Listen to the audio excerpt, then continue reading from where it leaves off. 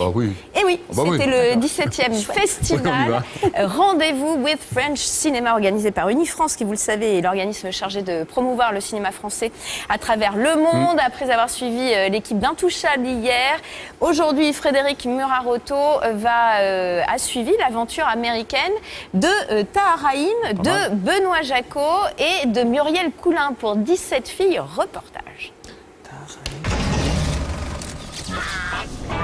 On se souviendra sûrement de 2012 comme l'année de The Artist et la séduction qu'il a opérée sur un public international et surtout américain. Mais qu'on ne s'y trompe pas, 80% du total du box-office français là-bas sont en fait des productions en langue anglaise. Et à Times Square par exemple, le cinéma français n'est pas si populaire. Vous connaissez les films français? Midnight in Paris, ça compte? Non, c'est américain. Alors non, je connais pas les films français. Non, désolé. Non, je connais pas. Je suis plus un fan de vieux films, les Truffaut ou les Melville. Mais la 17e édition du Rendez-vous with French Cinema, organisée par Unifrance, permet aux autres films plus confidentiels d'exister. Rendez-vous pris en plein Central Park avec Ismaël Ferrouki et Tahar Rahim. Alors Central Park, ça vous évoque quoi? Marathon Man. Mais ils sont là non pas pour présenter Marathon Man, mais des hommes libres, free men, au public new-yorkais. Et malgré ses 200 000 entrées en France, le film, par son sujet chargé d'histoire, fait un beau petit tour du monde. On en a fait pas mal. On a fait le cas de Toronto, Abu Dhabi, Singapour.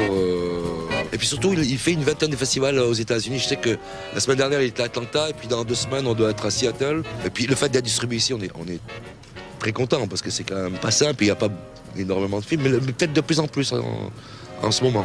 Car si tous les films français ne peuvent pas se mesurer au potentiel commercial de The Artist, le succès de ce dernier attire quand même l'attention de la presse autour de notre cinéma. Ça suscite vachement la curiosité des autres en fait. Des gens, des New-Yorkais, donc évidemment c'est bénéfique pour le cinéma français d'avoir ce type de succès chez eux. Elle a la chance d'avoir son premier film 17 filles distribué ici, l'effet Cannes sûrement, où elle avait été sélectionnée à la semaine de la critique. Oui, il y a un distributeur américain qui s'appelle Strand Release. Alors on ne sait pas sur combien de copies, ça risque d'être quand même assez confidentiel. Mais d'avoir une sortie aux États-Unis, c'est quand même fabuleux. C'est vrai que là, les États-Unis, c'était complètement fou. Hier, on avait un duplex avec 40 villes où les gens tweetaient, nous envoyaient les questions. Et ça a pris une ampleur encore plus grande, quoi. Mais surtout, voyager avec son film permet d'en apprendre un peu plus sur ce dernier, même quand on en est la co-réalisatrice. Oui, on en apprend. C'est vrai que du coup, on regarde le problème de façon différente. On essaie à chaque fois de s'adapter à l'environnement, à la culture locale. Enfin, on le voit avec des yeux différents à chaque fois, oui.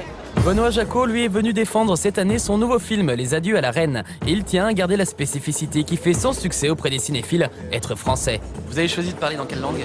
Ça dépend si on décide de s'exprimer en français ou en anglais, mais moi je pense que, personnellement, je pense que les gens sont plus contents de m'entendre puisqu'il faut m'entendre en français.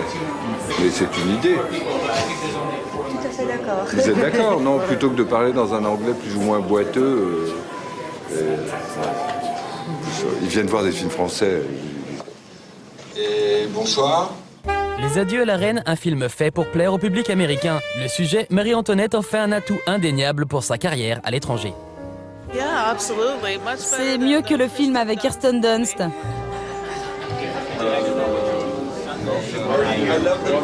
J'ai adoré le film. J'ai adoré comment vous avez filmé la nuit avec les bougies. Ah, c'était génial. Alors comment Benoît Jacot ressent-il l'amour porté en ce moment à notre cinéma? Ça fait longtemps que j'ai ici montré des films, depuis mon premier film. Donc ça fait un bout de temps. Et donc, voilà, j'ai vu des moments où le cinéma français était extrêmement voulu, demandé, d'autres où il l'était beaucoup moins. Et voilà, je participe nécessairement de ces allers-retours, de sentiments, d'affection. Rendez-vous alors avec le cinéma français l'année prochaine à New York City.